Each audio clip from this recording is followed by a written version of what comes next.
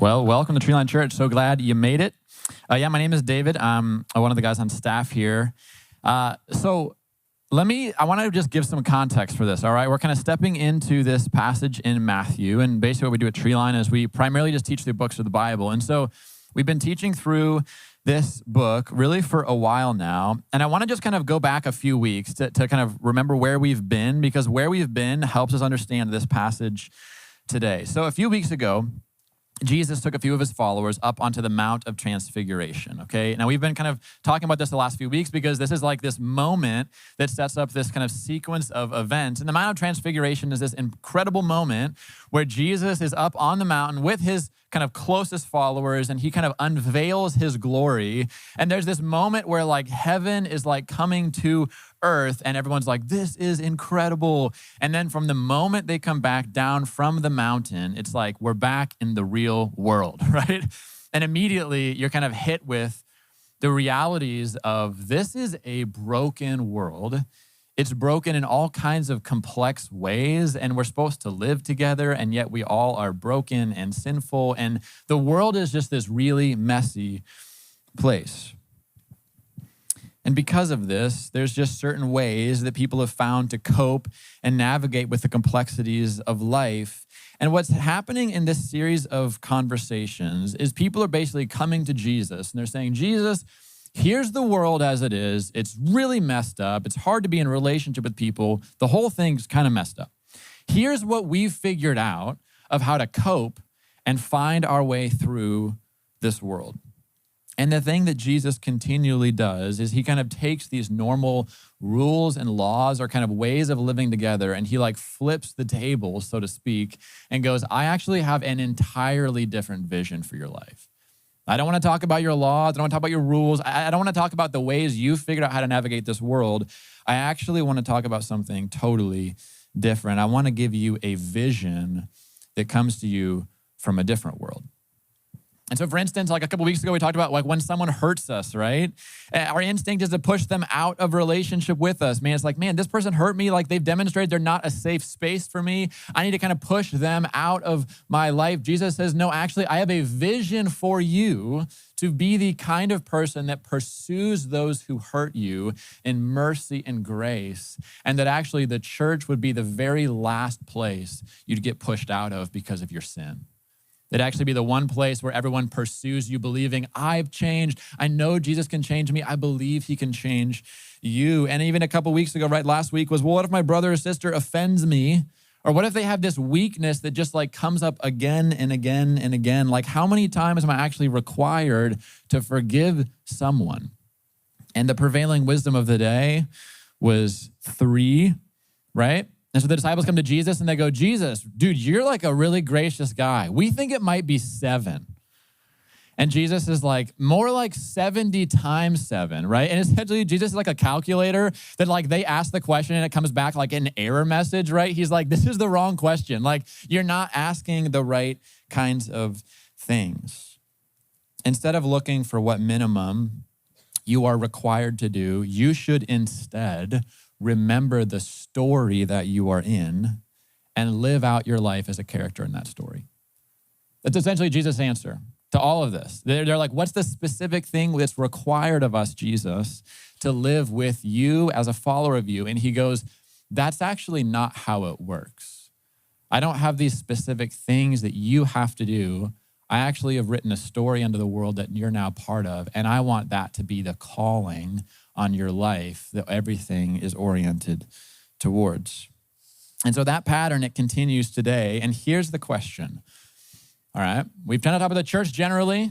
We've talked about like specifically if you've got kind of a brother or a sister, but now they go, but what about the deepest relationship that someone can have? What about the relationship that's so close to us that affects our lives so significantly that when it doesn't go well, it can seem to swallow up almost all the light in our lives, right? The relationship between a husband and wife, this like deep, deep, profound thing that's been woven into fabric of humanity and society, the thing that society is essentially built upon, and also the thing that when this goes wrong, the tragedy and the ripple effects can be severe.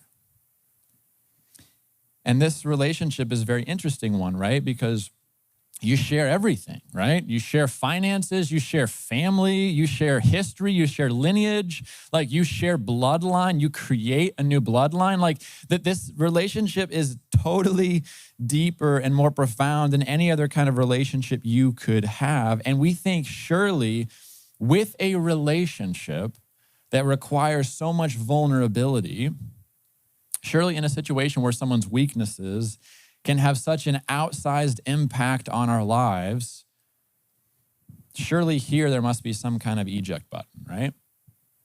I mean, surely the closer the relationship is and the more it has the ability to affect your life, the more we need a way out of it in case things don't go well. That was the prevailing wisdom of the day. It's still the prevailing wisdom of our world. And yet Jesus has a very different answer for us, because he's actually given us a very different story to live in. All right, now we're gonna get there, but start with me in verse 19. All right, so look at it in your Bible. I think we might have it on the screens, verse 19. Sorry, not verse 19, chapter 19. All right, chapter 19, verse 1. There we go. The person in the back was like, I don't have that one. Okay. When Jesus had finished saying these things, he left Galilee and went into the region of Judea to the other side of the Jordan, and large crowds followed him, and he healed them there. That's a great scene, right? Then verse 3, some Pharisees came to him to test him, and they asked him this very specific question. So here's the question. Is it lawful for a man to divorce his wife for any and every reason? Kind of a weird question, right? Like it seems on its face, it's like, well, duh, no, like any and every reason. But there's this context happening here I want to kind of pull us into. So at this time, there's two different very prominent schools of thought that are kind of trying to interpret the Torah, right? And you've got these two different rabbis who have kind of two different groups. One is kind of like liberal and one is kind of really conservative. And it's basically, they're asking the question, hey, which part of the tradition do you align with, Jesus? There's kind of the camp of Hillel and the camp of Shammai. And the first one basically said this. This is the camp of Hillel. Basically said this. Hey, a husband can divorce his wife essentially whenever he wants to. Like it doesn't need to be a huge reason. It could kind of be anything. Like there's some way that she's not meeting his expectations. And so he can divorce her. He just needs to write her a certificate of divorce. That's the first perspective. The second perspective was a little more conservative. It said, well, a husband can divorce his wife, but he can't just do it for any reason. No, there actually is like a very select group of things that a wife could do that would allow for divorce, specifically like marital infidelity. And so there's kind of two positions in culture of saying, okay, there's relationships that can sometimes go bad. At what point can there be a separation? And those two answers are yes, for any reason really. Or two, yes, but a significant number of qualifications need to be met. And so they come up to Jesus and they test him. They go, hey, we want to see where you land on this. And the Pharisees, just so you know, they're not people who are interested in learning anything from Jesus, right? That's not their goal. Their goal is to test him. Basically, they go, this is a pretty contentious cultural situation. We would love for you to give a specific answer on this that would kind of shave off half of your group from liking you anymore, right? Because this was like people had, I know what I think about this. I'm in this camp. And so if Jesus answers in this way, this whole, they maybe will kind of leave following you. Well, look how Jesus responds. Verse 4. Haven't you read, he replied, that at the beginning, the Creator made them male and female, and said, for this reason, a man will leave his father and mother and be united to his wife, and the two will become one flesh. So they are no longer two, but one flesh. Therefore, what God has joined together, let no one separate. All right, I am going to make a quick caveat here, all right? There is so much that we could park on here. This, in some ways, this text, along with a few others, are really some of the texts in the Bible that feel the most like culturally important today.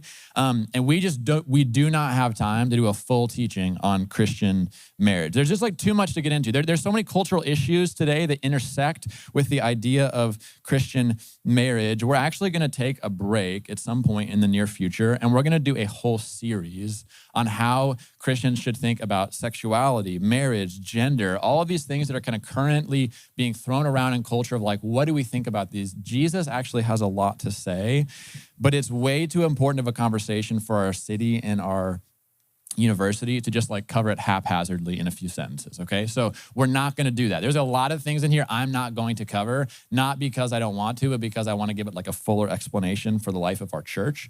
So anyway, if there's things that I don't cover, I'm intending not to cover them, all right? Here's the center of what Jesus is saying today, because he isn't trying to give a whole answer on marriage here. He's actually trying to answer this really specific question. You're having these conversations amongst yourselves about when it's appropriate for a man to divorce his wife as though he was the initiator of that relationship. But he was not, the creator was. That's essentially Jesus' answer. He's saying this conversation doesn't actually make sense. When should a man divorce his wife? Because a man does not actually have the necessary level of authority to do that. Here's what Jesus is saying. There was a creator who instituted this thing called marriage. This is his design, not yours. And so what he's saying is this: marriage isn't a byproduct of a few people sitting together and figuring out how to structure society. Like, it wasn't that humanity got together and just said, what do we do? Like, this seems like a good option. Or even, what do we do with these feelings of love that we have, right? We look around the world at someone else and you go, I feel like I love you in a forever way. And so because of that, we were like, let's design a relationship that never ends, right? Like, that isn't how it happened. Jesus says, no, actually, the first two human beings were created male and female. What Jesus is saying, he's saying the very first thing that happens between them is a marriage ceremony that God orchestrates. He creates male and he creates female, and the very first thing is he brings them together in a marriage ceremony. And you might be in the room and you say, I do not like arranged marriages. Fair enough, but that's God's idea, okay? God was like, I arranged this. You are married, right? And that's how he began humanity. But what Jesus is also saying is he's saying it's actually also the way it's continued, right? He's saying marriages that come together are not just kind of haphazardly happening because two people decide they want to get married. He's saying, no, God is in that. God is the one who joins people together. And because of that, we actually don't even have the necessary authority to dissolve that covenant, right? It's like if me and someone else, like me and Steffi, we can like come to a group decision for our family. Silas has a voice in it, but he has no authority to basically say, hey, I'm deciding what's going to happen. It's like, no, we've decided this because we have a higher level of authority than you do. And what Jesus is saying is marriage is something that's been enacted by a higher level of authority than you have. And so you actually can't tweak this thing. You actually can't change this thing, and you actually can't break apart something that God has joined together. Literally, you're not strong enough to separate that bond because it was fused with something stronger than you. If you are in chemistry, you understand this. There are certain ways you can bond something together that you need a stronger force to take it apart. And Jesus is saying, you are not that stronger force. But what Jesus is also saying is this. He's saying you're asking for the laws and the limits of when divorce is okay, but I'm telling you, marriage was designed as something that can't be dissolved. And this is what he says in verse 5. He says, have you not read? He's like, I understand the question. I understand the world's profoundly broken. I understand these things don't work sometimes and are really hard. But have you not read the beginning of the Bible? That a man will leave his father and mother and be united to his wife, and the two will become one flesh? And then in verse 6, he just explains it. He says, so they are no longer two, but one flesh. You know, it's very sad when two business partners fight and the company splits. Like, this happens a lot. And it's like someone goes into a room of Legos that somebody has built a lot of time assembling, and they go and they spend their time disassembling something that took someone a really long time to build. And there's a really real sense in which that is a tragedy, right? When sin comes between two business partners and the whole business gets splintered, that's a tragedy. That's a significant loss. You have to assemble something else in its place. But it was designed in a way that even though painful, it can be separated. Legos are like that. Businesses are like that. Jesus says that marriage is not like that. And what Jesus is saying is something that is very deep. It's something that's very hard for us to even agree with or maybe even understand. But he's saying the relationship with a husband and wife isn't just two people being attached together for some kind of mutual purpose. He says, no, it's literally designed by God, enacted by God, and joined by God, that two people come together and become one flesh. And he's not just using it as like a metaphor talking about what happens in like consummating a marriage and procreation. He's using it in like a spiritual sense of like, yeah, you really are your own person, but when you get married, you actually have an intermingling of souls that happens at a deep and profound level that can't just be undone. And so what he says is, what God has joined together, let no one separate. So that's Jesus' answer to the question. But they have a response to this because they're like, well, hold on a minute. And look what they say in verse 7. Well, why then, they ask, did Moses command that a man give his wife a certificate of divorce and send her away? Basically, like, but Jesus, there's divorce in other parts of the Bible. Like, help us understand this. And Jesus replied, Moses permitted you to divorce your wives because your hearts were hard. But it was not this way from the beginning. I tell you that anyone who divorces his wife except for sexual immorality and marries another woman commits adultery. So the situation they're referring to is actually Deuteronomy 24, right? They're basically saying, hey, Jesus, totally, you're going back to Genesis and you're talking about the original design of this thing, but Moses came later and he wrote like basically what we're supposed to do if things don't go well. We're supposed to write a certificate of divorce and send our wife away. And notice too, it's the men who are asking this question. And we should kind of notice that because it was the men who had the power to divorce or not divorce. Women did not have that kind of ability in this day and age and anywhere in culture. And so this is basically what happened. Moses wrote this thing. And the context of the law was this. Even though God had designed relationships in a certain way, the men of Israel were still basically taking a woman, they were marrying them, and then they were abandoning them, right? For a variety of reasons. It could have been literally anything, but the men of the society, instead of providing for their wives, holding them close to them, keeping them safe in this relational structure of marriage, instead, they were abandoning them and they were going and finding other women that they preferred. That's what was happening, okay? And so Moses looks at this, God looks at this, and basically steps in. And so one of the problems with this was that women had no property rights in the ancient world.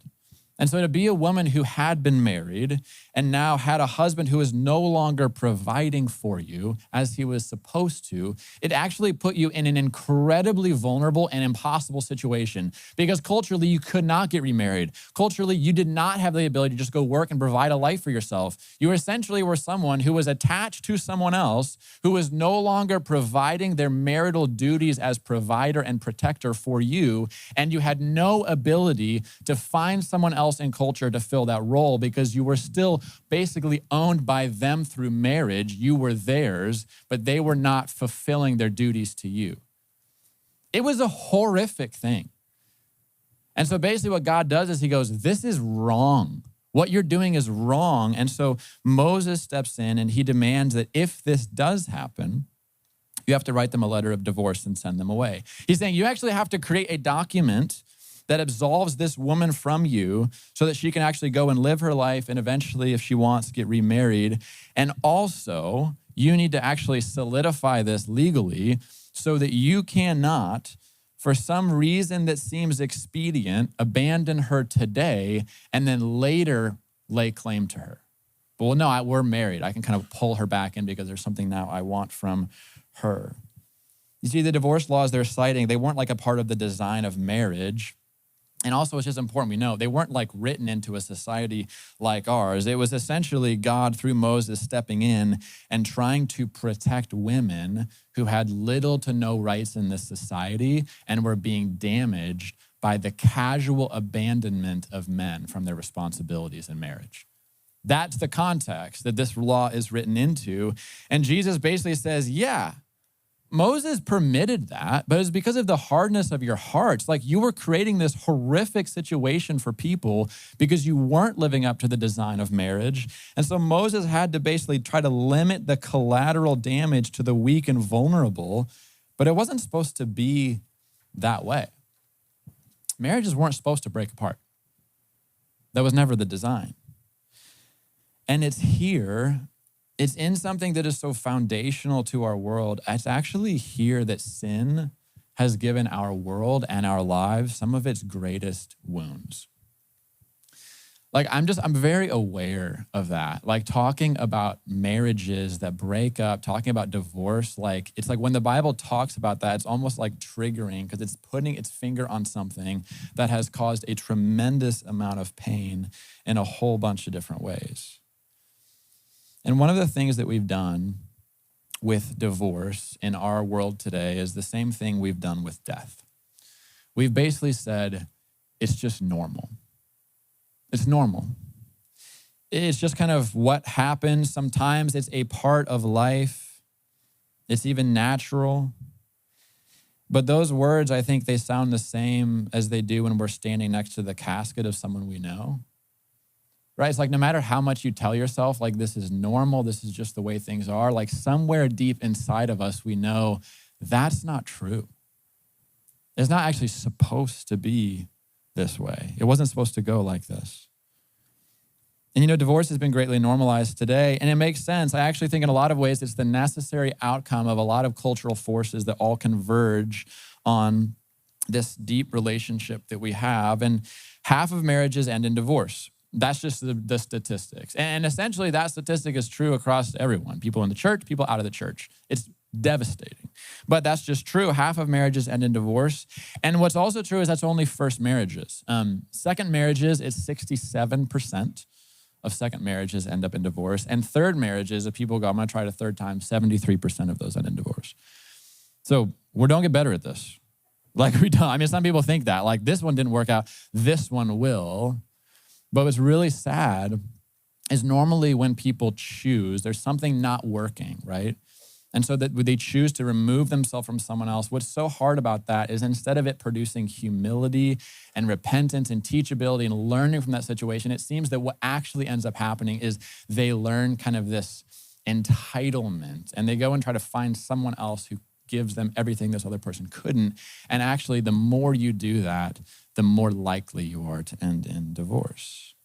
A lot of social scientists actually call divorce like an epidemic or even a social contagion.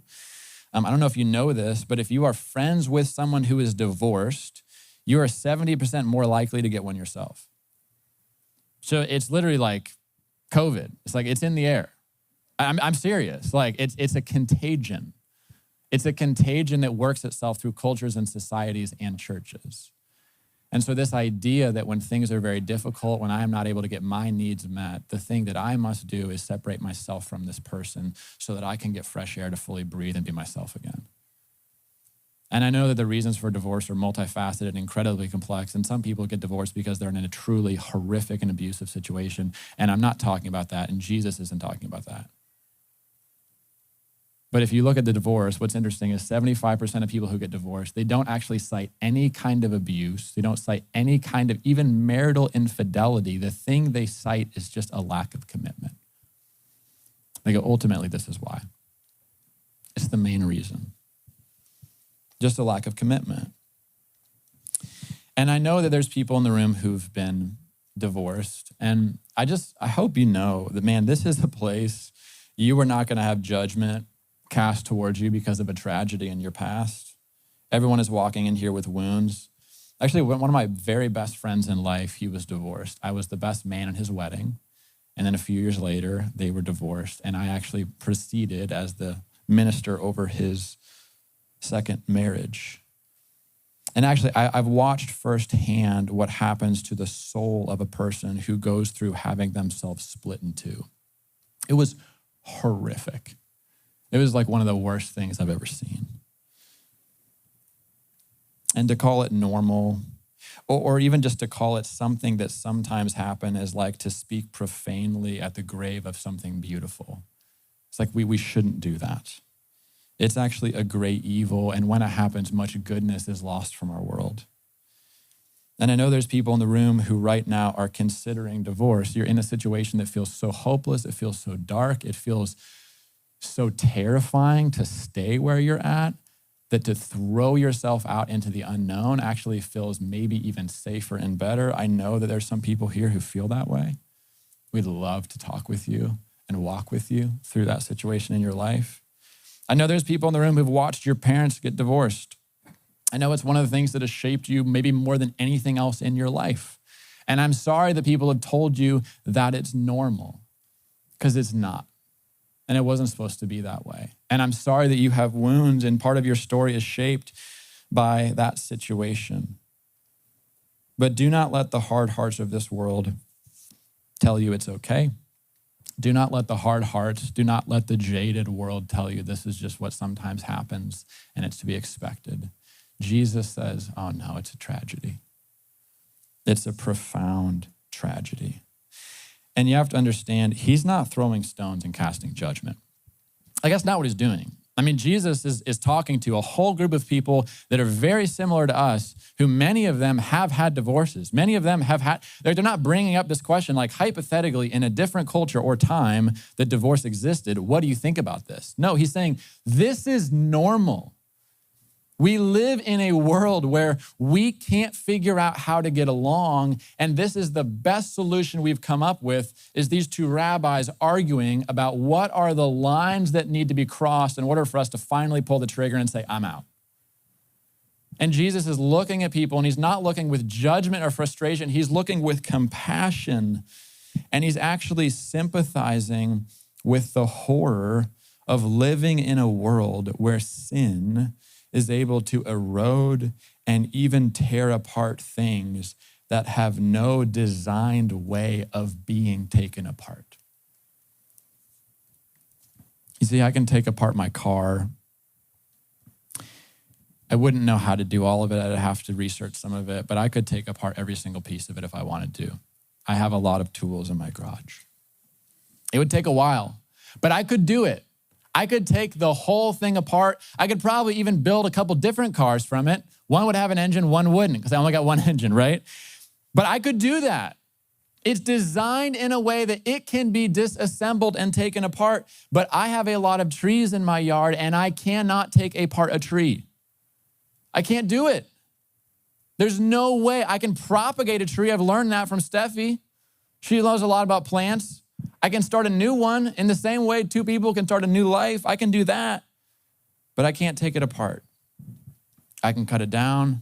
I can cut it in half, but a tree is a single living organism, and Jesus says that marriage is also a single living organism. And we do violence to ourselves and those around us when we treat it in any other way. And here is the great problem with that. Here's the great issue with that, because Jesus comes in and he kind of drops a bomb and he goes, no, marriage is actually something different than you think it is. And this whole idea, this whole conversation of divorce doesn't even make sense because you don't understand how this thing was designed. Here's the problem. The disciples say it out loud. Verse 10, the disciples said to him, if this is the situation, if you're telling us the truth, Jesus, about the situation between a husband and a wife, it is better not to marry. That's their assessment. They're like, Jesus, if what you're saying is true, I don't know about this. And I actually think what they're saying makes a lot of sense. The stakes are simply too high in that kind of relationship to not have an eject button if things go bad. I mean, if this is how marriage works, you intermingle your soul with another person that cannot be separated, and the only people that we have to get married to are broken and sinful. My gosh, what a terrifying thought. Everyone is broken. And what's very interesting is you don't really know who you're going to get. I mean, that's what's crazy about marriage. Like, I mean, some of you are not married yet and you're like, I'm going to find the perfect person of my dreams. It's like, no, you're not. Like, who, Jesus? Like, no, you're not. Like, no one is the person of your dreams. Like, the only person you're going to find, you're going to figure out, oh my goodness, this person is plagued with evil and sin just like me. Like, I thought I was going to find someone that doesn't have these issues that could heal my soul. Turns out everyone has the same problem that I have. And the idea of covenanting yourself to that person forever is actually kind of a terrifying thought. Because you live with them, you build a family with them, everything that's yours becomes theirs, everything that's theirs becomes yours. You're joining lives in the deepest and most intimate sense possible. And you're doing that with someone else who is a sinner. I mean, the person you get married to, they have sin, they have flaws. I mean, they have unhealthy patterns. And if you're in a marriage, I'm just describing your present reality. You're like, I know, that's crazy. Like, if you're not married yet, I'm describing your future if you get married. They are needy. They are insecure. They have a shame complex, so it's very hard for them to own their mistakes. They aren't very teachable. They hate being wrong. They care more about themselves than others. They don't have much patience. They tend to get angry. They don't see the world accurately. In other words, the problem with marriage is you join yourself to someone who has all the same problems you do. It's like it could describe them, it could describe you. Like, this is the plague of sin that now sits in our veins. And it might express themselves differently in different people. But the issue with marriage is the only options we really have are people just as broken as we are. And when you get married, you're opening up your life and your soul to that person in a deeper way than with anyone else in the world. And this means that you are actually more vulnerable to the weaknesses and sins of that person than to anyone else. And so because of this, the closer your lives are intertwined with someone else, actually the more reasons we would have to leave the relationship. It's very strange. Like, when you're married to someone, it's like you have way more reasons to stay committed. Like, objectively, it's like there's money, we share a bank account, we share children. Like, there's way more reasons to stay together, but because your life is so close and connected, you also have way more reasons to leave. I mean, I'm friends with a lot of you know me, but a lot of you know me from stage. And you hear me talk and you go, you talk too fast, but you sound a little nice, whatever. Like, you seem like a decent guy. Try living with me, right? Like, it's totally different. I promise. Like, you experience some of my weaknesses, even at this level of relationship. I promise my flaws and weaknesses land heavier on the people who are closest to me, primarily Steffi and my kids. Hopefully my strengths also land heavier on them as well. But the closer you are to someone, actually the more their sin affects you. And so because of this, the closer you are to someone, the more it feels like we need to have an eject button in case things go sideways, literally for self-preservation. But Jesus says, no, the closer you are to someone, actually the more committed the relationship needs to be. And actually, the design of marriage is so committed, there is no dissolve switch. There is no undoing mechanism. It just is. Jesus says in marriage, there's really only one kind of betrayal that would so destroy the unity of the relationship that would warrant separation. And it's also really important to understand that's not Jesus's answer to the question. Jesus doesn't say, oh, here's the limit, marital unfaithfulness. If that happens, then divorce. No, his answer is this: what God has joined together, let no one separate. That's how he answers the question. In other words, what Jesus is saying, when he's asked about the limits on the commitment of love, Jesus says, that is the wrong question. That's the wrong question. And there's something else happening here that we need to see, because one of the patterns of the last chapters is this. People come to Jesus and they come asking specifics about how to navigate life. How do I navigate life according to this broken world? And Jesus responds always with a vision of how you can live your life according to a different world. It is a totally different thing. And so Jesus says, haven't you read, right? And it's such a condescending thing for Jesus to tell Pharisees. Like, haven't I read it? I've memorized the first 5 books of the Bible. Like, I've read it. Like, I know the whole thing. What Jesus is saying is this: you see in the Bible what you are looking for. And so you are so concerned about these laws and these limits when there's a whole other way you could be reading this thing. You see, the Pharisees' interest was in giving to God exactly what was required of them. You say, what makes someone a Pharisee? That's it. They are intently focused on giving back to God exactly what was required of them, no more, no less. Exactly how much am I to put up with someone until I can push them out of my life? Give me the answer, Jesus.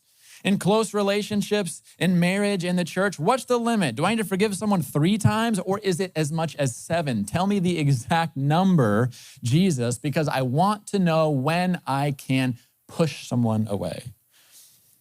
You see, the Pharisees, they were concerned with exactly what was required of them, and they were rigorous and they were calculated. They wanted the specific law.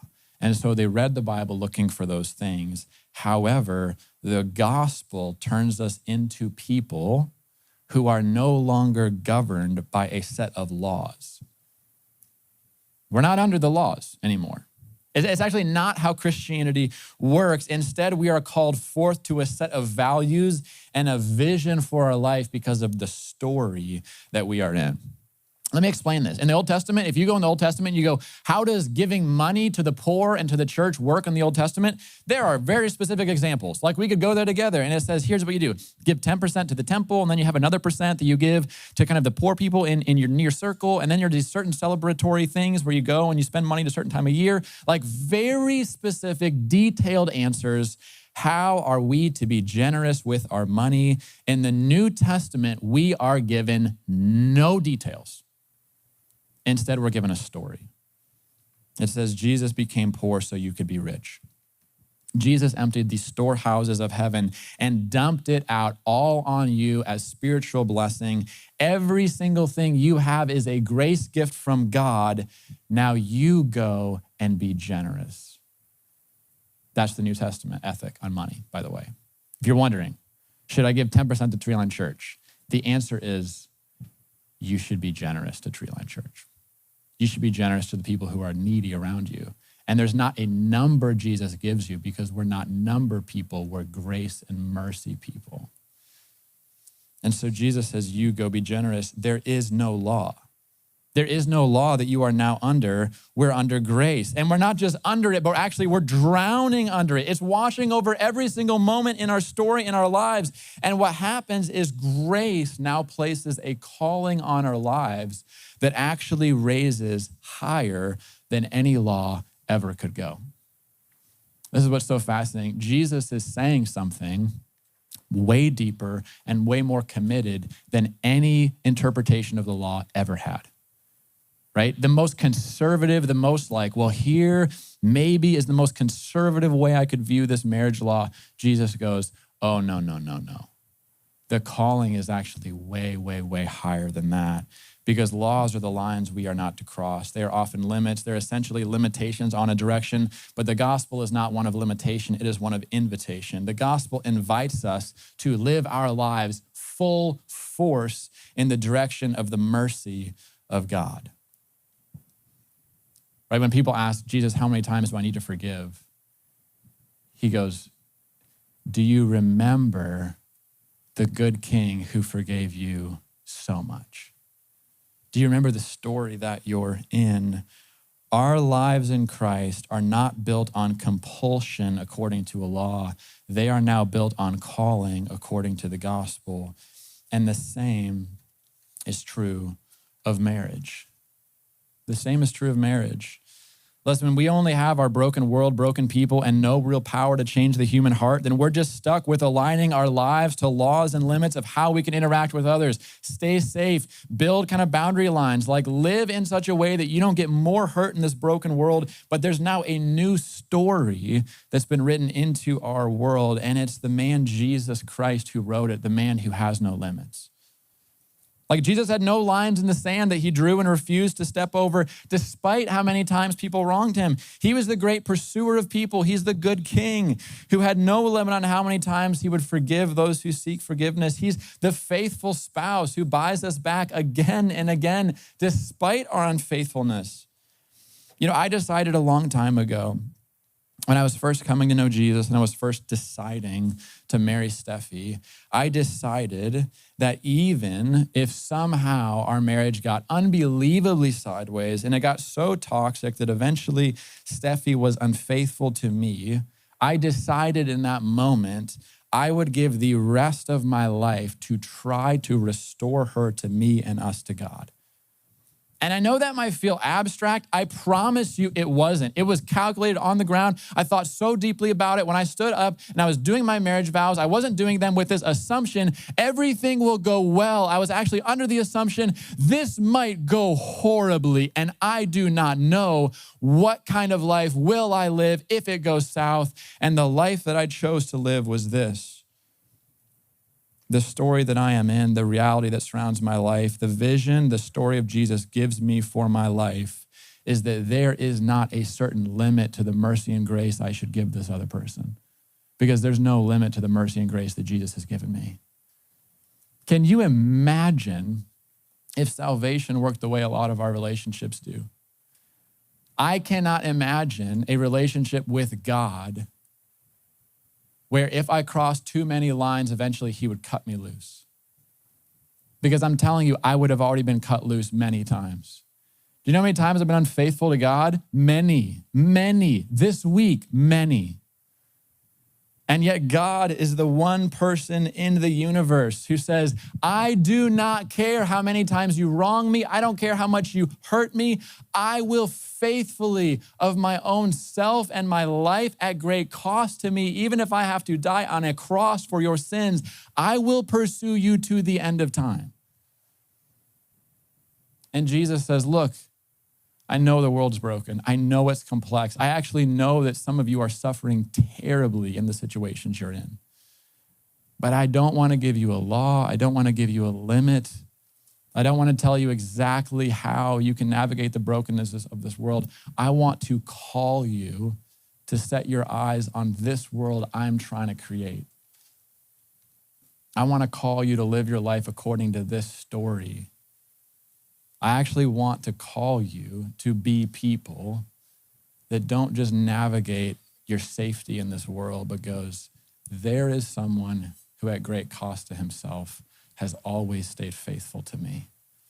What would it look like if at great cost to myself, I tried to always stay faithful to every person in my life, whether they're a person in the church, whether they're a brother or sister who hurts me, or whether they're even someone in the closest sphere of my life that's causing me pain? What would it look like to live out of that story Jesus has written for us? And Christian, that is the challenge for us. There's a way to read this where we revolt to just going to the laws and limits, and we say, well, what Jesus is really saying is, here's the limit, and if someone crosses that, get divorced. I think Jesus would be like, don't read it that way. It's not what I'm saying. What I'm saying is be the kind of person that lives out of the calling that's now over your lives and fight to live that out in your life. Let's pray.